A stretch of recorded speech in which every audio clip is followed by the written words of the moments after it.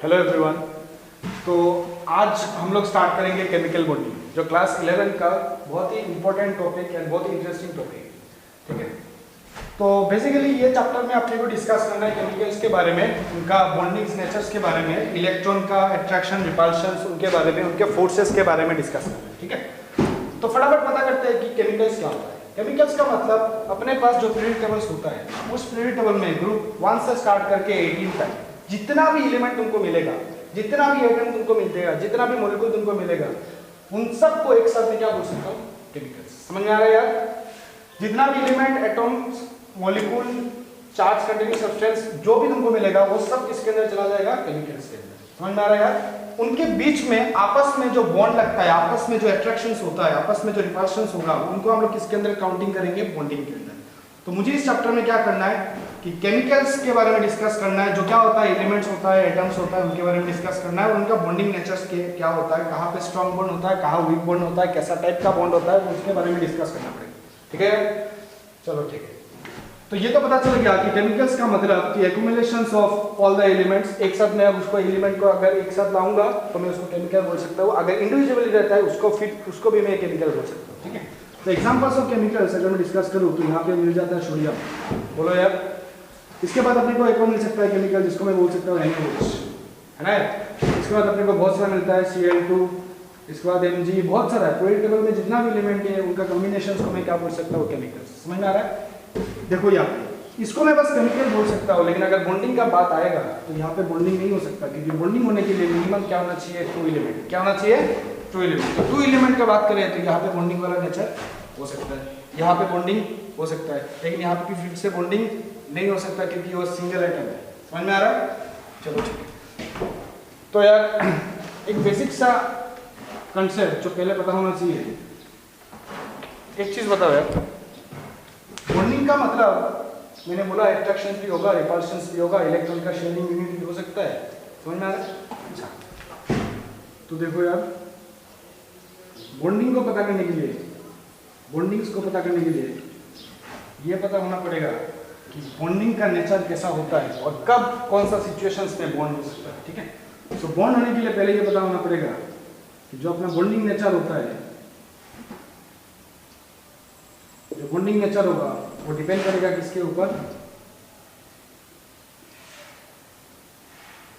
Elements, attractions और repulsion. Elements का जो अट्रैक्शन है और रिपल्शन है वो किसके ऊपर डिपेंड करेगा? बॉन्डिंग नेचर के ऊपर। समझ में आ रहा है? अलग अलग बॉन्डिंग नेचर्स का होगा, जैसे स्ट्रॉन्ग बॉन्ड होता है, वीक बॉन्ड्स होता है, वो सब स्ट्रॉन्ग बॉन्ड, वीक बॉन्ड वो किसके ऊपर डिपेंड करेगा? एलिमेंट्स, अट्रैक्शंस और रिपल्शंस के ऊपर। ठीक है, अच्छा तो एक बात बताओ यार,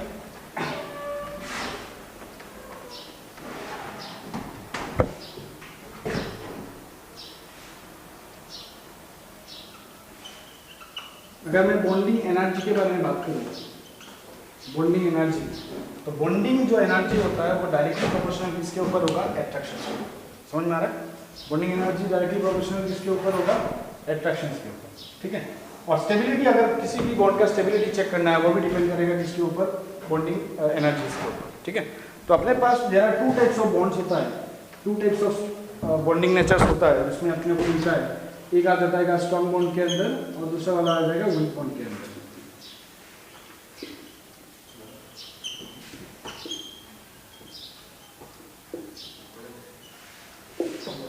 तो एक हो जाएगा अपना स्ट्रॉन्ग बॉन्ड और दूसरा वाला हो जाएगा वीक बॉन्ड। अब स्ट्रॉन्ग बॉन्ड और वीक बॉन्ड को आइडेंटिफाई कैसे करना पड़ेगा? तो strong bond and weak bond identify करने के लिए मेरे पास एक सिंपल कंसेप्ट होता है, इसको मैं बोलता हूँ bond energy concept. Bond energy concept का मतलब, अगर कोई भी बॉन्ड को तोड़ने के लिए, अगर कोई भी बॉन्ड को तोड़ने के लिए ज़्यादा एनर्जी यूज होता है तो मैं उसको बोल सकता हूँ कि स्ट्रॉन्ग बॉन्ड के अंदर आता है। अगर कोई भी बॉन्ड को तोड़ने के लिए कम एनर्जी यूज होगा तो मैं उसको बोल दूंगा वीक बॉन्ड के अंदर। समझ में आ रहा है? अब कितना ज़्यादा एनर्जी यूज होता है और कितना कम एनर्जी यूज होता है वो डिसाइड करेगा अपना ये वाला चीज़। बॉन्डिंग एनर्जी स्ट्रॉन्ग बॉन्ड में हमेशा क्या होना चाहिए? ग्रेटर देन और equal to 52.4 kilo joule per mole. मतलब सिंपल है, अगर कोई भी मॉलिक्यूल है उसमें बॉन्ड लगा हुआ है लाइक NaOH, वो NaOH के अंदर जो बॉन्ड है वो स्ट्रॉन्ग है वो वीक है, वो डिसाइड कौन करेगा? Bond energy. कौन डिसाइड करेगा? Bond energy. एक बॉन्ड को तोड़ने के लिए जितना ज़्यादा एनर्जी यूज करोगे उसको उतना ज्यादा अप्रोचेस टू स्ट्रॉन्ग बॉन्ड होगा, और कितना ज्यादा एनर्जी यूज करने के बाद वो स्ट्रॉन्ग बॉन्ड होता है, वो क्या वैल्यू होता है 52.4 किलो जूल पर मोल। समझ में आ रहा है? अच्छा, तो वीक बॉन्ड के लिए क्या होगा, वीक बॉन्ड में एनर्जी 52.4 किलो जूल पर मोल। इससे कम एनर्जी यूज करने के बाद अगर कोई बॉन्ड टूटता है तो मैं उसको लेके चला जाऊंगा वीक बॉन्ड के अंदर, और इससे ज्यादा एनर्जी यूज करने के बाद अगर कोई बॉन्ड टूटता है तो मैं उसको लेके चला जाऊंगा स्ट्रॉन्ग बॉन्ड के अंदर। समझ में आ रहा है यार? अच्छा, एक बात बताओ, मान लो एक छोटा सा बच्चा है ना, मान लो एक छोटा सा बच्चा है, एक छोटे से बच्चे के पास गया तुम, जाने के बाद अगर तुम उसका जोर से चिक में खींचने लगा, जोर से उसको अगर खींचने लगता है, क्या वो नेक्स्ट टाइम तुम्हारे पास आएगा? अरे आना बोलो यार, समझ में आ रहा है? एक छोटा सा बच्चा है, उसका चिक्स में जाके अगर तुम जोर से खींचो तो क्या वो नेक्स्ट टाइम तुम्हारे पास आएगा? नहीं आएगा ना, तो तुमको देख के क्या करेगा? भागेगा। तो इससे अपने को एक चीज समझ में आता है कि इस बॉन्ड्स में जो एट्रैक्शंस होता है, बॉन्ड्स में जो एट्रैक्शंस होगा, वो एट्रैक्शंस इनवर्सली प्रोपोर्शनल टू क्या होगा? Bond energy. समझ में आ रहा है यार? मतलब उस छोटे बच्चे को जाके तुम चीक्स में जोर से खींच रहे हैं, मतलब तुम एनर्जी क्या कर रहे हैं? ज्यादा यूज कर रहे हैं। अरे बोलो बोलो बोलो। तो अगर एनर्जी ज्यादा यूज करेगा तो उसका एट्रैक्शंस क्या हो जाएगा? कम होगा, नेक्स्ट टाइम तुम्हारे पास आना नहीं चाहेगा, भागेगा तुमको देख के। समझ में आ रहा है? अच्छा, तो जितना ज्यादा हम लोग एनर्जी यूज करेंगे, कोई भी बॉन्ड का फॉर्मेशन में जितना भी ज्यादा एनर्जी हम लोग यूज करेंगे, उसका एट्रैक्शन नेचर क्या होगा? उतना कम। क्लियर? अच्छा, जितना ज्यादा बॉन्ड एनर्जी यूज करके कोई बॉन्ड बनता है, उसमें एट्रैक्शंस क्या हो जाएगा? कम हो जाएगा। और अगर एट्रैक्शंस कम हो जाता है तो उसका स्टेबिलिटी भी क्या हो जाएगा? कम हो जाएगा। तो इससे ये समझ में आता है कि एट्रैक्शंस के साथ बॉन्ड एनर्जी का क्या रिलेशन होता है? Inverse proportion. जितना ज्यादा एनर्जी यूज करेंगे उतना कम एट्रैक्शन होगा। मतलब स्ट्रॉन्ग बॉन्ड जो फॉर्मेशन होता है, फॉर्मेशन जब होगा स्ट्रॉन्ग बॉन्ड, तब एनर्जी कम यूज करके उसको फॉर्म करना है, एनर्जी कम होना चाहिए। जितना कम एनर्जी यूज करके बॉन्ड फॉर्मेशन होगा, वो बॉन्ड उतना ही स्ट्रॉन्ग होगा, और तोड़ने के टाइम में उसका एनर्जी क्या हो जाएगा? ज्यादा हो जाएगा। समझ में आ रहा है यार? तो बॉन्ड एनर्जी, जो टूटने वाला जो बॉन्ड एनर्जी है, वो स्ट्रॉन्ग बॉन्ड के अंदर कितना होना चाहिए? 52.4 किलो जूल पर मोल से ज्यादा एनर्जी यूज करके अगर कोई बॉन्ड को तुम तोड़ते हो तो मैं उसको कंसीडर कर दूंगा स्ट्रॉन्ग बॉन्ड। समझ में आ रहा है? ये चीज समझ में आया? यहाँ पे कंफ्यूजन नहीं होना चाहिए। यहाँ पे क्या होना चाहिए कि एट्रैक्शन के साथ बॉन्ड एनर्जी का रिलेशन क्या है? उल्टा है, इनवर्स प्रोपोर्शन है। ये जो बॉन्ड एनर्जी है वो कौन सा वाला है? बॉन्ड फॉर्मेशन के टाइम पे। समझ में आ रहा है? जब जितना कम एनर्जी यूज करके एक बॉन्ड को फॉर्म तुम करोगे, उसका एट्रैक्टिव नेचर, उसका एट्रैक्शन नेचर कितना होगा? उतना ज्यादा होगा। और जितना बॉन्ड एनर्जी ज्यादा यूज करोगे, उसका एट्रैक्शन उतना कम होगा, उस बॉन्ड का स्टेबिलिटी क्या हो जाएगा? कम हो जाएगा।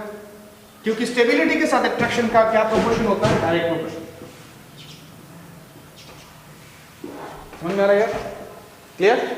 अच्छा, तो मतलब अगर अपने को स्ट्रॉन्ग बॉन्ड के बारे में पढ़ना है, अगर अपने को स्ट्रॉन्ग बॉन्ड के बारे में पढ़ना है, तो वहां पे फॉर्मेशन वाला बॉन्ड एनर्जी कितना होना चाहिए? कम होना चाहिए। और टूटने वाला बॉन्ड एनर्जी क्या होना चाहिए? ज्यादा होना चाहिए। और कितना ज्यादा होना चाहिए? वो होना चाहिए 52.4 किलो जूल पर मोल। क्लियर? अच्छा, चलो ठीक है। तो अभी बात करते हैं हम लोग, यार बहुत सारा स्ट्रॉन्ग बॉन्ड होता है, बहुत सारा वीक बॉन्ड होगा, तो उनके बारे में डिस्कस करते हैं। तो स्ट्रॉन्ग बॉन्ड में सबसे पहला स्ट्रॉन्ग बॉन्ड अपने को मिलता है आयनिक बॉन्ड। क्या मिलता है यार? आयनिक बॉन्ड मिलता है ना। अच्छा, सेकंड जो स्ट्रॉन्ग बॉन्ड है वो अपने को मिलता है कोवैलेंट। क्या मिलता है? Covalent bond. थर्ड जो अपने को स्ट्रॉन्ग बॉन्ड मिलता है उसका नाम हो जाता है कोऑर्डिनेट बॉन्ड। और फोर्थ जो स्ट्रॉन्ग बॉन्ड होता है वो हो जाता है मैग्नेटिक बॉन्ड। ठीक है? वीक बॉन्ड में फर्स्ट वाला वीक बॉन्ड अपने को मिलता है एज बॉन्डिंग, जिसको हम लोग बोलते हैं हाइड्रोजन बॉन्डिंग। इसके बाद अपने को एक और मिलता है वैन डर वाल वीक बॉन्डिंग। क्या होता है? वैन डर वाल वीक बॉन्डिंग। ब्रीफली हम लोग सबको जो स्टेप करते हैं, सबको एक्सप्लेन करते हैं ब्रीफली क्या होता है क्या नहीं होता, फटाफट बात करते हैं। ठीक है ना? तो आयनिक बॉन्ड के बारे में सबसे पहले डिस्कस करते हैं। आयनिक बॉन्ड, ठीक है ना? तो आयनिक वार्ड से तुमको ये समझ में आता है, क्लास 10 में तुमको बहुत बार मिला है, आयन्स मिला था ना यार, क्लास 10 में बहुत बार मिला था कि अगर कोई भी एलिमेंट के ऊपर पॉजिटिव चार्ज आता है तो मैं उसको कैटायन बोलता हूँ, अगर किसी में नेगेटिव चार्ज आता है तो मैं उसको एनायन बोलता हूँ, और सब दोनों को एक साथ मिला के मैं क्या बोलता हूँ, आयन बोलता हूँ। मतलब कोई भी एटम एलिमेंट मॉलिक्यूल कुछ भी हो, अगर उसमें कोई चार्ज कंटेनिंग होगा तो मैं उसको आयन बोल सकता हूँ। पॉजिटिवली चार्ज होने से कैटायन, नेगेटिवली चार्ज होने से एनायन। वो तो क्लास 10 वाला कंसेप्ट है, वो तुमको पता है। यहाँ पे अपने को क्या देखना है कि आयनिक बॉन्ड को पता करना है कि कौन सा मॉलिक्यूल के अंदर आयनिक बॉन्ड होता है और कैसा टाइप का होता है आयनिक बॉन्ड। ठीक है, आयनिक बॉन्ड में हमेशा एक चीज ध्यान रखना कि कोई भी मॉलिक्यूल को डिसोसिएशन के बाद, डिसोसिएशन का मतलब ब्रेकडाउन, डिसोसिएशन का मतलब, अरे बोलो यार, डिसोसिएशन का मतलब ब्रेकडाउन। अगर कोई भी मॉलिक्यूल को ब्रेकडाउन डिसोसिएट करते और इसके बाद अगर दो पॉजिटिव और एक नेगेटिव अपने को मिलता है अगर, तो मैं उसको बोल सकता हूँ कि उसके अंदर कैसा टाइप का बॉन्ड है, आयनिक बॉन्ड। एग्जाम्पल, अच्छा जल्दी जल्दी बताओ, व्हाट इज द डिसोसिएशन या फिर what is the breakup method of NaCl, है ना। तो NaCl को डिसोसिएशन करने के लिए अपने को क्या मिलता है यार, जल्दी जल्दी, NaCl को अगर डिसोसिएट करेंगे तो क्या मिलेगा, अरे जोर से बोलो, Na+Cl-। NaCl को ब्रेकअप करने के बाद उसको क्या मिलता है मुझे, Na+Cl-, सबको पता है ना। अच्छा, नेक्स्ट अपन बात करेंगे MgCl2 का। अगर मैं MgCl2 का ब्रेकडाउन करूं, MgCl2 का अगर ब्रेकडाउन करूं तो उसको ब्रेकडाउन करने के बाद अपने को क्या मिलता है, Mg2+2Cl-, Mg2+2Cl-, सही है ना यार। अच्छा, थर्ड वाला बात करें तो AlCl3। अगर मैं इसका डिसोसिएशन करता हूँ, AlCl3 का डिसोसिएशन करूंगा तो अपने को मिलता है Al3+ और 3Cl-। क्लियर। अच्छा, तो ये वाला इजी था, है ना, Na+Cl-, NaCl का ब्रेकडाउन बहुत इजी था। NaCl को हम लोग घर में कॉमनली यूज करते हैं, रॉक सॉल्ट जिसको बोलते हैं, नमक जिसको बोलते हैं, वो होता है NaCl, है ना। तो NaCl का ब्रेकडाउन बहुत सिंपल, Na+ और Cl-, MgCl2 का ब्रेकडाउन Mg2+ और 2Cl-, AlCl3 का ब्रेकडाउन Al3+ और 3Cl-। ये जितना भी डिसोसिएशन होता है ना यार, ये सारा डिसोसिएशन एक फॉर्मूला को विलेट करता है। ये जितना भी डिसोसिएशन होगा वो सारा क्या होता है, एक फॉर्मूला को विलेट करता है ना। मैथमेटिकल इक्वेशंस के साथ हम लोग इसको डिस्कस करते हैं। ठीक है, जितना भी आयनिक मॉलिक्यूल होगा उसके अंदर आयनिक बॉन्ड होगा, और आयनिक बॉन्ड है या नहीं है, या वो आयनिक मॉलिक्यूल होगा या नहीं होगा, वो डिस्कस करने के लिए मुझे पास एक फॉर्मूला होना चाहिए। वो फॉर्मूला क्या होता है, AX/BY रिवर्सिबल XA+Y YB-X। बोलो यार, मैथमेटिकल फॉर्मूला सिंपल है, देखो मैथमेटिक्स वाला चीज आ गया ना यार। अच्छा, AX/BY रिवर्सिबल XA+Y YB-X। इस फॉर्मूला से जितना भी आयनिक मॉलिक्यूल होगा उसको हम लोग डिसोसिएट कर सकते हैं ना। अगर कोई भी मॉलिक्यूल इस फॉर्मूला से डिसोसिएट नहीं होता, अगर कोई भी मॉलिक्यूल इस फॉर्मूला से डिसोसिएट अगर नहीं होता है तो वो आयनिक तो पक्का नहीं होगा। अरे बोलो, वो आयनिक तो नहीं होगा, लेकिन वो कोवैलेंट हो सकता है, कोऑर्डिनेट हो सकता है, मेटल हो सकता है, हाइड्रोजन बॉन्डिंग हो सकता है, वैलेंट हो सकता है, लेकिन वो पक्का है ये चीज कि वो आयनिक नहीं होने वाला। ठीक है, चलो इसको इधर पुट करके देखते हैं। NaCl को, इस फॉर्मूला को कैसे इसमें यूज करना है फटाफट देखते हैं। ठीक है, NaCl का ब्रेकडाउन है ना, क्लास 10 में तुम लोगों ने किया था, बहुत बार मिला था तो बाय हार्ट हो गया था ना, 100-150 बार तो मिला होगा ये NaCl का ब्रेकडाउन, इसकी वजह से ये बाय हार्ट हो गया है ना। रट्टा मार लिया, तो ज़्यादा रट्टा मारने का जरूरत नहीं है, इसको यूज़ करो आयनिक मॉलिक्यूल में। अगर ब्रेकडाउन सही से होता है, ये फॉर्मूला अगर वैलिड होगा तो मैं उसको बोल सकता हूँ कि वो आयनिक मॉलिक्यूल है, और अगर वो आयनिक मॉलिक्यूल है तो उसके अंदर आयनिक बॉन्ड होना पड़ेगा। समझ में आ रहा है। अगर ये फॉर्मूला कोई भी मॉलिक्यूल में जाके डिसोसिएशन के टाइम में वो वैलिड अगर नहीं होता है तो वो ये पक्का है कि वो आयनिक नहीं होगा, लेकिन वो बाकी ये 5 में किसी कोई एक हो सकता है। क्लियर। NaCl का ब्रेकडाउन, Na के जगह पे कौन बैठा हुआ है, A, B के जगह पे कौन बैठा हुआ है, Cl। Na के नीचे कुछ भी नहीं लिखा हुआ है, उसका मतलब x का वैल्यू कितना आया। अरे बोलो यार, कितना है, 1 आया। Cl के नीचे कुछ भी नहीं लिखा है, उसका मतलब कितना आया, y का वैल्यू 1 आ गया, है ना। तो फॉर्मूला के हिसाब से क्या होता है, x सामने आएगा, x का वैल्यू कितना है, 1 लिखो या नहीं लिखो उसमें कोई फर्क नहीं पड़ता, तो डायरेक्टली हम लोग क्या लिख सकते हैं, Na लिख दिया। Na में किसका चार्ज आएगा, Na में किसका चार्ज आएगा, y का चार्ज आएगा, तो y का जगह पे क्या लिखना है, 1 है ना यार, तो डायरेक्टली +1 लिखो या फिर प्लस लिखो, मतलब तो एक ही है ना। फिर ये वाला प्लस आ गया, अपना फॉर्मूला वाला प्लस आ गया, फिर y लिखना है, y का वैल्यू 1, तो लिखो या नहीं लिखो उससे कोई फर्क नहीं पड़ने वाला। फिर b के जगह पे अपने को क्या लिखना है, Cl लिखना है, और -x में x का वैल्यू कितना है 1 है तो इसको माइनस में डालेंगे तो Na प्लस Cl माइनस। तो मतलब ये वाला फॉर्मूला इसमें वैलिड होता है। तो मतलब ये एक आयनिक बॉन्डिंग वाला मॉलिक्यूल है ना यार? पूछे नहीं ना, पूछे ना, समझ में आ रहा है? नेक्स्ट अपन लोग डिस्कस करते हैं MgCl2। जल्दी जल्दी देखते हैं फिर MgCl2 क्या MgCl2 ये वाला फॉर्मूला वैलिड करता है, पता करते हैं फटाफट। तो AX/BY रिवर्सिबल फॉर्मूला के हिसाब से क्या होना चाहिए?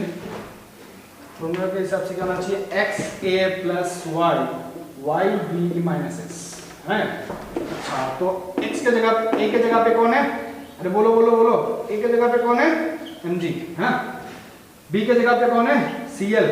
X का वैल्यू कुछ भी नहीं लिया ना, X का वैल्यू यहाँ पे कुछ भी नहीं दिया हुआ है, उसका मतलब X का वैल्यू कितना आ गया? 1। Y के जगह पे क्या लिखा हुआ है? 2, मतलब Y का वैल्यू 2 आ गया। तो फॉर्मूला के हिसाब से क्या होना पड़ेगा? X को पहले लिखना है, फिर A लिखना है, फिर प्लस में Y का वैल्यू डालना है। तो A के जगह पे Mg प्लस Y का वैल्यू तो डालो फटाफट, प्लस हो गया। अच्छा नेक्स्ट अपन बात करें तो यहाँ पे है 2Cl माइनस। देखो यार चलिए, तो मतलब ये वाला फॉर्मूला यहाँ पे भी वैलिड हो रहा है, ये वाला फॉर्मूला यहाँ पे भी वैलिड होगा। तो अगर ये वाला यहाँ पे भी वैलिड होता है तो मतलब MgCl2 के अंदर आयनिक बॉन्ड है। अरे बोलो यार, और अगर उसके अंदर एक आयनिक बॉन्ड होगा तो मैं उसको बोल सकता हूँ कि वो एक आयनिक मॉलिक्यूल है। क्लियर? तो इससे अपने को एक चीज समझ में आ गया कि आयनिक मॉलिक्यूल जितना भी होगा वो 100% आयनिक मॉलिक्यूल इस फॉर्मूला से ब्रेकडाउन होना पड़ेगा। और अगर इस फॉर्मूला से ब्रेकडाउन नहीं होता तो वो आयनिक मॉलिक्यूल या आयनिक बॉन्डिंग वाला मॉलिक्यूल नहीं हो सकता। Covalent, coordinate, metallic, hydrogen bonding या वैन डेर वाल्स बॉन्डिंग हो सकता है। क्लियर? तो मतलब अपने को ये समझ में आ गया कि क्लास 10 तक तो रट्टा मारा था कि इसको कैसे याद रखना था। अभी अपने को रट्टा मारने का जरूरत नहीं है, अपने को बस ये वाला याद करना है और फिर डिसोसिएट करना है। क्लियर? अच्छा तो फटाफट बताओ यार, एक तुम लोग बताओ H2O का डिसोसिएशन क्या? अगर इस फॉर्मूला से तुम H2O को डिसोसिएट करो, जल्दी जल्दी करो या बताओ। AX/BY फॉर्मूला के हिसाब से Y का वैल्यू कितना आ गया? 1। तो फॉर्मूला के हिसाब से क्या होना चाहिए यार? जल्दी जल्दी फटाफट, तो बच्चों वाला काम है, फटाफट कर सकते हैं हम लोग, है ना? ये 2 सामने आया, फिर A के जगह पे H आ गया, फिर प्लस में डाल दिया, फिर प्लस फॉर्मूला वाला प्लस आया, फिर B के जगह पे ऑप्शन आ गया, Y है, Y का वैल्यू 1 है, तो इधर क्या लिखना पड़ेगा यार बोलो? -2। सही है ना यार? 1 है तो 1 सामने आ गया, X का वैल्यू माइनस में चला गया। क्लियर? बोलो बोलो बोलो, समझ में आया? अच्छा अगर तुमको ये समझ में आता है तो देखो यार, H2O का डिसोसिएशन तुमने इस फॉर्मूला से किया, H2O का डिसोसिएशन तुमने इस फॉर्मूला से किया, क्या एक्चुअल में H2O का डिसोसिएशन ऐसे होता है? अरे बोलो, क्या एक्चुअल में H2O का डिसोसिएशन ऐसे होता है? तो H2O का ऐसे डिसोसिएशन तो नहीं होता है। तो इसका मतलब ये वाला फॉर्मूला इस जगह पे आने के बाद इनवैलिड हो गया, या वैलिड यहाँ पे नहीं हुआ। तो अगर यहाँ पे H2O के केस में ये वाला फॉर्मूला यहाँ पे वैलिड अगर नहीं होता है तो ये तो पक्का है कि H2O वाटर वो आयनिक बॉन्ड वाला मॉलिक्यूल नहीं है। समझ में आ रहा है? अच्छा तो एक्चुअल डिसोसिएशन ऑफ वाटर क्या होता है? एक्चुअल डिसोसिएशन ऑफ वाटर होता है H plus OH minus, H plus OH minus. लेकिन फॉर्मूला के हिसाब से हो रहा है ये वाला जो गलत है। फॉर्मूला के हिसाब से क्या हो रहा है? ये हो रहा है, ये गलत है ना। एक्चुअल डिसोसिएशन क्या होता है? H plus and OH minus. H plus का मतलब वाटर, तुमको पता है कि water is a neutral molecule, है ना। वाटर का pH वैल्यू कितना होता है? 7 होता है, ये तुमको पता है। तो वाटर का pH वैल्यू 7 होता है, मतलब वो ना एसिडिक है ना बेसिक है, मतलब उसके अंदर दोनों है। समझ में आ रहा है यार? ना एसिड ना बेस, इसका मतलब उसके अंदर दोनों है ना। तो H प्लस क्या सिंबलाइज करता है? H प्लस का मतलब कि वो एसिडिक वाला नेचर है, मतलब एसिडिक रेडिकल है, और OH माइनस का मतलब बेसिक रेडिकल वाला बात करता है। तो ये एसिडिक रेडिकल, ये बेसिक रेडिकल अगर सेम कंसंट्रेशन दोनों का होगा और दोनों को ऐड करेंगे तो अपने को क्या मिलेगा? वाटर। ना क्लियर? अच्छा अपने को इतना समझ में आ गया है ना। अच्छा इस फॉर्मूला से एक और इंटरेस्टिंग चीज़ ये है कि ये फॉर्मूला अगर तुमको यूज़ करना आता है, अगर तुम इस फॉर्मूला को यूज़ कर सकते हो और यूज़ करना अगर तुमको पता है, तो इस फॉर्मूला से एक फ़ायदा ये है कि तुमको कभी भी रिएक्शन को बैलेंस करने का ज़रूरत नहीं है, वो ऑटोमेटिकली इस फॉर्मूला के हिसाब से बैलेंस हो जाएगा। पता करते लेफ्ट हैंड साइड में NaCl का वैल्यू कितना है? कोई भी चार्ज कैरी नहीं कर रहा है ऊपर, मतलब ये जीरो चार्ज वाला मॉलिक्यूल है ना। कोई भी चार्ज कैरी नहीं करता है, मतलब ये जीरो चार्ज वाला मॉलिक्यूल है। और राइट साइड में चार्ज कैरी कर रहा है, तो देखो फटाफट, अगर कोई भी मॉलिक्यूल को मुझे क्या करना होता है? बैलेंस करना अगर होता है तो रिएक्टेंट साइड में जितना एटम्स होगा, जितना चार्ज होगा, राइट हैंड साइड में भी उतना एटम और उतना चार्ज होना चाहिए। मतलब इट्स अ बैलेंस सिचुएशन, एक इक्विलिब्रियम पोजीशन होना चाहिए, इक्विलिब्रियम सिचुएशन होना चाहिए, लेफ्ट और राइट दोनों जगह पे सेम क्वांटिटीज होना चाहिए, सेम एटम होना चाहिए, सेम चार्ज होना चाहिए, सब कुछ सेम होगा, तभी मैं बोल सकता हूँ कि this reaction is chemically balanced. समझ में आ रहा है यार? अच्छा, तो यहाँ पे एक Na एटम मिला, अरे बोलो मिला। अच्छा, यहाँ पे भी एक Na एटम है, मतलब दोनों Na एटम क्या है? बैलेंस। अच्छा, यहाँ पे एक Cl मिला था, यहाँ पे भी एक Cl मिला, दोनों Cl बैलेंस, मतलब NaCl लेफ्ट साइड में एक Na एक Cl, राइट में भी एक Na एक Cl, तो दोनों एटम्स क्या हो गया? बैलेंस हो गया। अब बात करते हैं चार्ज का, तो रिएक्टेंट साइड में चार्ज कितना है? 0 है, क्योंकि कोई भी चार्ज ऊपर कैरी नहीं करता है, तो ये 0 चार्ज वाला हो गया। अब राइट साइड में भी तो 0 होना पड़ेगा ना यार, तो Na के प्लस कितना आया? 1 पॉजिटिव, मतलब ये मुझे क्या दे रहा है? +1 चार्ज दे रहा है, और ये माइनस में है तो -1 चार्ज दे रहा है, तो ये +1 ये -1 छम, तो क्या मिला मुझे? 0। तो रिएक्टेंट में भी 0 और प्रोडक्ट में भी 0, तो मतलब दोनों जगह पे चार्ज भी बैलेंस है और एटम्स भी बैलेंस है। तो ये फॉर्मूला क्या हेल्प करता है कि मॉलिक्यूल को डिसोसिएट भी करता है और साथ साथ उसको बैलेंस भी। समझ में आ रहा है यार? नेक्स्ट वाला इस केस में भी देखो, एक Mg, यहाँ पे एक Mg, दोनों एटम बैलेंस, यहाँ पे 2 Cl, यहाँ पे 2 Cl लिखा हुआ है, तो दोनों बैलेंस हो गया। अच्छा, एटम बैलेंस। अब चार्ज देखो, इसमें कोई भी चार्ज नहीं होगा, क्योंकि यहाँ पे कोई भी चार्ज कैरी नहीं करता है ऊपर, तो इसके लिए चार्ज कितना हुआ? रिएक्टेंट में 0 चार्ज हो गया। राइट में पता करें तो ये Mg की वजह से कितना आता है? +2। Mg की वजह से कितना चार्ज मिल रहा है? +2, क्योंकि ऊपर लिखा हुआ है ना +2। और एक Cl का चार्ज -1, कितना Cl है? 2 Cl, मल्टीप्लाई करो तो कितना आ गया? -2, तो +2 -2 छम, क्या मिला मुझे? 0। तो रिएक्टेंट और प्रोडक्ट दोनों जगह पे चार्ज कितना हो गया? 0। तो फॉर्मूला से मुझे एटम्स बैलेंस भी होता है और चार्ज भी बैलेंस होता है, तो मतलब एक केमिकली बैलेंस इक्वेशंस मैं इससे निकाल सकता हूँ। समझ में आ रहा है? आयनिक कंसेप्ट क्लियर है? अच्छा, तो फटाफट जल्दी बात करते हैं हम लोग इसके बाद कोवेलेंट।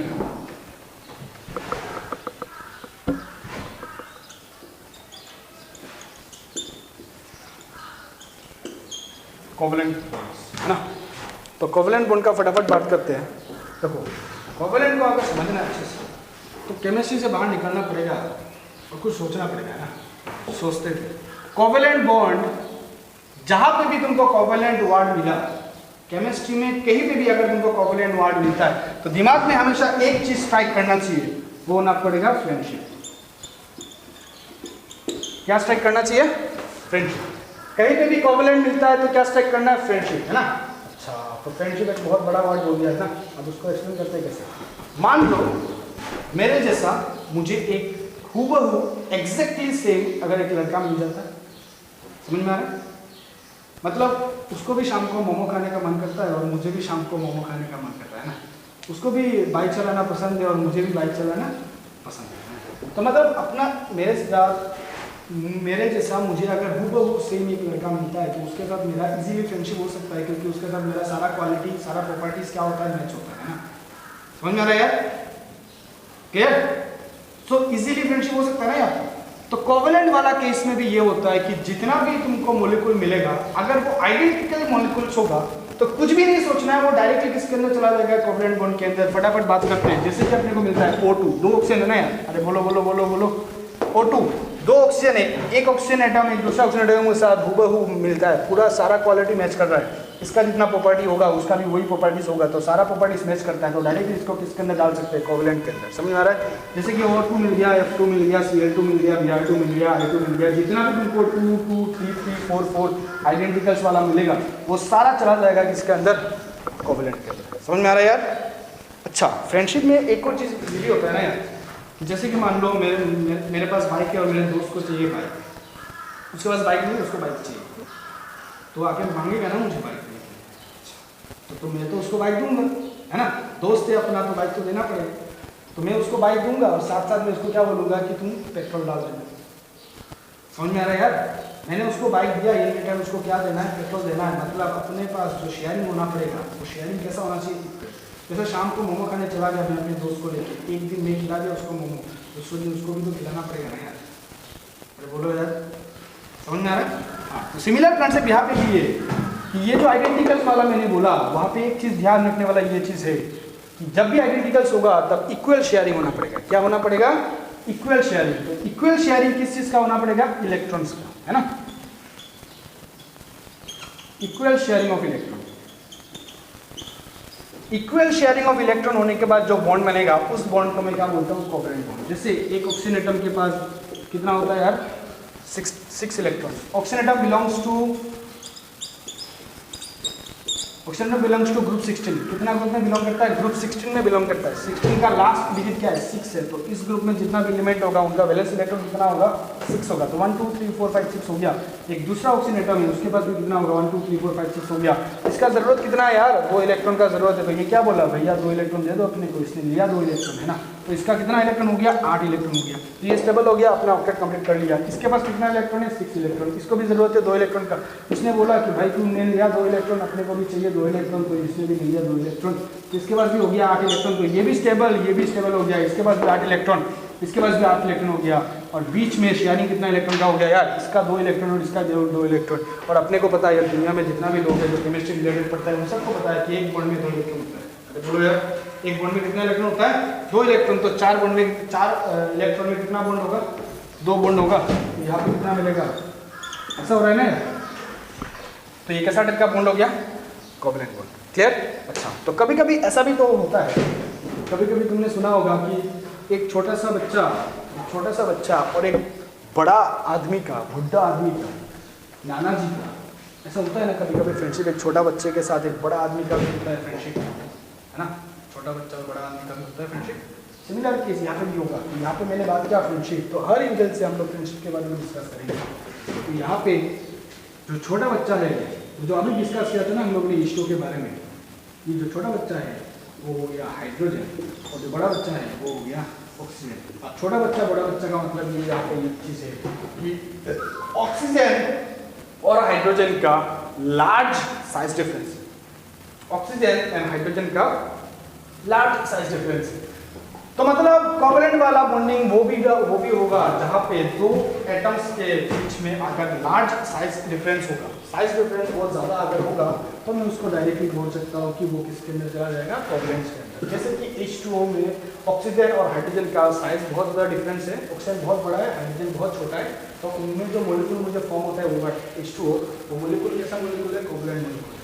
H2O हो गया, जैसे अपने को मिलता है NH3 मिलता है, जैसे अपने को मिलता है CH4। और कार्बन से याद आया, कार्बन से अपने को एक चीज़ याद आया कि कार्बन वाला जितना भी अपने को मिलेगा ना वो सारा चला जाएगा कोवैलेंट के अंदर। क्योंकि क्लास 9 में, क्लास 10 में हम लोगों ने ये भी पढ़ा है, carbon is the most covalent element in the periodic table. समझ में आ रहा है यार, सबसे ज़्यादा कोवैलेंट एलिमेंट कौन सा है, कार्बन है ना। तो सबसे ज़्यादा कोवैलेंट है वो। तो उसके रिलेटेड जितना भी अपने को मोलिक्यूल मिलेगा वो सब मोलिक्यूल के अंदर कैसा टाइप का बॉन्ड होगा, कोवैलेंट बॉन्ड। कैसा टाइप का बॉन्ड होगा, कोवैलेंट बॉन्ड। समझ में आ रहा है। अच्छा, तो कार्बन से याद आया कि कार्बन के पास अपने पास एक और 2 होता है ना, एलोट्रोप्स। कार्बन के पास उसका एलोट्रोप भी होता है ना, कार्बन के पास उसका एलोट्रोप भी होता है। तो एलोट्रोप्स ऑफ कार्बन क्या होता है, ग्राफाइट होता है, डायमंड्स होता है, वो भी किसके अंदर चला जाएगा, कोवैलेंट के अंदर। क्लियर। लास्ट टॉपिक बात करेंगे, इसके बाद नेक्स्ट वीडियो में बात करेंगे। लास्ट टॉपिक अभी डिस्कस करते हैं। अभी हम लोग डिस्कस करते हैं मेटेलिक बॉन्ड के बारे में। ठीक है, 2 बॉन्ड अपने पास हो गया, आयनिक और कोवैलेंट के बारे में डिस्कस हम लोगों ने कर लिया। आप डिस्कस करते हैं मेटेलिक बॉन्ड के बारे में, है ना। इसके बाद जो भी बॉन्डिंग के बारे में डिस्कस करना होगा वो हम लोग नेक्स्ट वीडियो में डिस्कस करेंगे। ठीक है, फिलहाल के लिए मेटेलिक बॉन्डिंग पता कर लेते हैं। मेटेलिक बॉन्ड्स का मतलब पीरियोडिक टेबल में जितना भी एलिमेंट है, अगर वो सिंगल है, अकेला है, लोनली है, तो मैं उसको क्या बोल सकता हूँ कि उसके अंदर मेटेलिक बॉन्डिंग का नेचर है। समझ में आ रहा है। जैसे कि सोडियम, अगर मैं लिखता हूँ सोडियम, तो ये किसी के साथ भी बॉन्ड नहीं बनाया ना इसमें, तो इसके अंदर बाय डिफॉल्ट मेटेलिक बॉन्ड का नेचर होता है। अगर मैं लिखता हूँ मान लो NaCl, तो NaCl में Na और Cl दोनों मिक्सअप हो रहा है, तो ये चला जाता है किसके अंदर, अभी डिस्कस किया था कुछ देर पहले, ये किसके अंदर चला जाता है, आयनिक के अंदर। अगर मैं लिखता हूँ Cl2, 2 आइडेंटिकल एटम्स है, तो ये डायरेक्टली चला जाएगा किसके अंदर, कोवैलेंट के अंदर। तो अपने को डिस्कस अभी क्या करना है, मेटेलिक के अंदर। और मैंने अभी बोला था कि मेटेलिक के बारे में अगर अपने को डिस्कस करना है तो पीरियोडिक टेबल में जितना एलिमेंट है वो अगर सिंगल है, अकेला है ना, उसके साथ कोई दूसरा आइटम नहीं है, तो उसके अंदर, उस मेटल के अंदर या नॉन मेटल के अंदर बाय डिफॉल्ट मेटेलिक बॉन्ड का नेचर। समझ में आ रहा है। अच्छा, एग्जाम्पल से समझाते हैं। देखो मेटलिक बॉन्ड का एग्जांपल अपने को मिलता है सोडियम मिल सकता है, मैग्नीशियम मिल सकता है ना, नाइट्रोजन मिल सकता है, एल्यूमिनियम मिल सकता है, जिंक मिल सकता है ना, बहुत सारे एग्जांपल है। पीरियड टेबल में जितना भी एलिमेंट है सबको अकेला अकेला करके मैं सिंगल सिंगल करके अगर रखता हूँ तो मैं उसको बोल सकता हूँ कि वो मेटलिक बॉन्ड है उनके अंदर। समझ में आ रहा है? अच्छा अपने का तो लास्ट टॉपिक अभी डिस्कस करते हैं मेटलिक बॉन्ड्स के बारे में। इसके बाद जो अपने को कोऑर्डिनेट, हाइड्रोजन बॉन्डिंग और वैन डेर वाल्स बॉन्डिंग मिलेगा वो हम लोग नेक्स्ट वीडियो में डिस्कस करेंगे। फिलहाल के लिए मेटलिक बॉन्डिंग पता करते हैं। तो मेटलिक बॉन्डिंग का मतलब पीरियड टेबल में जितना भी एलिमेंट होगा अगर वो सिंगल है, अकेला है, जैसे कैल्शियम है ना, जैसे सोडियम, जैसे मैग्नीशियम, जैसे मैंगनीज, आयरन, कोबाल्ट, निकल, जितना भी पीरियड टेबल में जितना एलिमेंट मिलेगा मुझे ग्रुप 1 से लेकर ग्रुप 18 तक, उन सबको एक सिंगल रखने के बाद मैं उसको बोल सकता हूँ कि वो क्या है, मेटलिक बॉन्डिंग के अंदर। समझ में आ रहा है यार? मेटलिक बॉन्डिंग होने के लिए सिंगल होना पड़ेगा। जैसे कि एग्जांपल से अभी समझाने का कोशिश करते हैं। जैसे मैं लिखता हूँ सोडियम, क्या लिखा मैंने? सोडियम लिखा, तो सोडियम अकेला है ना, है ना, तो इसके अंदर बाय डिफॉल्ट कैसा टाइप का नेचर होना होगा, मेटलिक बॉन्ड का नेचर होगा। जैसे कि अगर मैं लिखता हूँ मान लो एल्यूमिनियम, तो वो भी इसके अंदर बाय डिफॉल्ट कैसा टाइप का नेचर होगा, मेटलिक बॉन्ड्स का। जैसे मैंगनीज, आयरन है ना, इसके बाद अपने को मिलता है नाइट्रोजन है ना, फिर मैग्नीशियम, बहुत सारा है। जितना भी एलिमेंट है सबको सिंगल सिंगल मैं बोल सकता हूँ कि वो सारा क्या है, मेटलिक बॉन्ड है। क्लियर? अच्छा, अगर मैं लिखता हूँ मान लो यहाँ पे NaCl, तो ये NaCl का मतलब इसको मैं डिसोसिएट कर सकता हूँ और Na प्लस और Cl माइनस में कन्वर्ट हो सकता है। तो अगर ये NaCl प्लस और Cl माइनस में कन्वर्ट होगा तो ये आयनिक के अंदर चला गया, है ना। अगर मैं लिखता हूँ Cl2, तो आइडेंटिकल एलिमेंट वाला मॉलिक्यूल है, दो आइडेंटिकल एलिमेंट एक साथ मिलकर एक मॉलिक्यूल फॉर्म हुआ, तो ये चला जाएगा किसके अंदर, कोवैलेंट्स के अंदर। समझ आ रहा है? लेकिन अगर मैं सिर्फ सोडियम लिखता हूँ, अगर मैं सिर्फ सोडियम लिखता हूँ तो बोलता हूँ कि इसके अंदर कैसा टाइप का बॉन्डिंग नेचर है, तो मैं बोल सकता हूँ कि इसके अंदर मेटलिक बॉन्ड का नेचर है। अगर मैं लिखता हूँ सिर्फ क्लोरीन, तो उसके अंदर भी मेटलिक बॉन्डिंग का नेचर। समझ में आया? तो मतलब पीरियड टेबल में जितना भी एलिमेंट है अगर सिंगल होता है, अकेला होता है, तो उसके अंदर बाय डिफॉल्ट मेटलिक बॉन्ड का नेचर होगा। इसमें कोई कंफ्यूजन नहीं है कि सोडियम एक मेटल है ना, और अगर एक सोडियम एक मेटल है तो उसके अंदर मेटलिक बॉन्ड का नेचर होना तो आम बात है ना यार।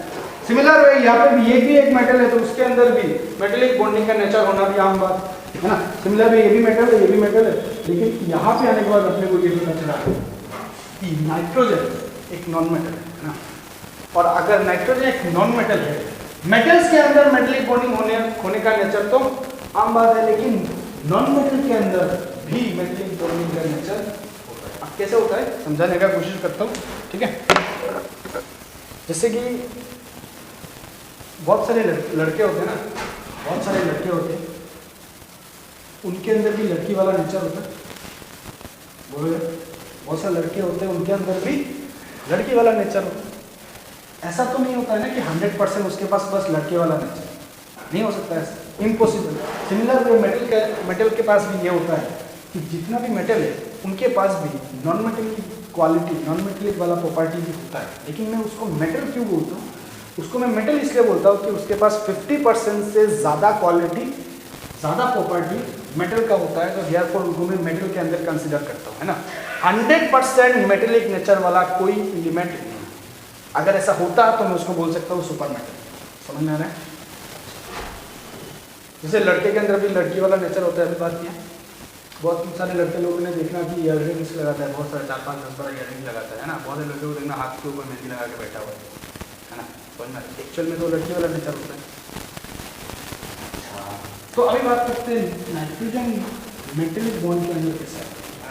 तो बहुत सारे नॉन मेटल भी, बहुत सारे लड़की भी ऐसे होते हैं ना जिनके पास लड़के वाला नेचर होता है। अरे बोलो यार, समझ आ रहा है? ये तो तुमको समझ में आया। बहुत सारी लड़की है जिनके अंदर भी लड़के वाला नेचर होता है। जैसे मोमो वाला के पास खाना खा के फिर उधर झगड़ा करना है, ऑटो वाले के उधर झगड़ा करना है। जनरली तो लड़कियों का होता है ना काम, झगड़ा करने के लिए, तो लेकिन लड़की लोग भी करते हैं। तो लड़की के अंदर भी लड़के वाला नेचर होता है, लेकिन उनको लड़की क्यों बोलते हैं? क्योंकि उसके पास 50% से ज़्यादा क्वालिटी, ज़्यादा नेचर किसका होता है? लड़की का होता है, जब पर उनको कंसिडर करते हैं तो लड़की। तो सिमिलर वे यहाँ पे भी नॉन मेटल्स को हम लोग कैसे कंसिडर करते हैं? नॉन मेटल्स के अंदर भी मेटेलिक नेचर होता है, लेकिन ज़्यादा क्वांटिटी में नॉन मेटल का नेचर होगा, तो देयरफॉर हम लोग उसको कंसिडर करते हैं नॉन मेटल्स के अंदर। समझ में आ रहा है चीज़? लेकिन इसके अंदर भी तो मेटेलिक नेचर है ना। अरे बोलो यार, इसके अंदर भी तो मेटेलिक नेचर है ना। तो अगर इसके अंदर भी मेटेलिक नेचर है तो मैं उसको कंसीडर कर सकता हूँ ना मेटेलिक बॉन्ड के अंदर, तभी मैं उसको कंसीडर कर सकता हूँ ना मेटेलिक बॉन्ड के अंदर। क्लियर, समझ में आया? सो मतलब मेटल नॉन मेटल कोई भी हो, अगर सिंगल होता है अकेला होता है तो मैं उसको कहाँ पे पुट कर दूंगा, मेटेलिक बॉन्ड के अंदर। लेकिन अगर इसके साथ कोई एक और एटम आ गया, इसके साथ अगर कोई भी एक और एटम आ गया तो मुझे पता करना पड़ेगा कि वो आयनिक में जाएगा या वो कोवेलेंट में जाएगा या वो कोऑर्डिनेट में जाएगा, किस में जाएगा वो मुझे पता करना पड़ेगा। लेकिन अगर सिंगल है अकेला है कुछ भी सोचने का जरूरत नहीं है, डायरेक्टली मैं उसको किसके अंदर पुट कर दूंगा, मेटेलिक बॉन्ड के अंदर। समझ में आ रहा है? ठीक है, तो आज के लिए इतना ही। नेक्स्ट वीडियो में हम लोग कोऑर्डिनेट बॉन्ड्स, इसके बाद वीक बॉन्ड्स के बारे में डिस्कस करेंगे, ठीक है ना? तब तक के लिए थैंक यू।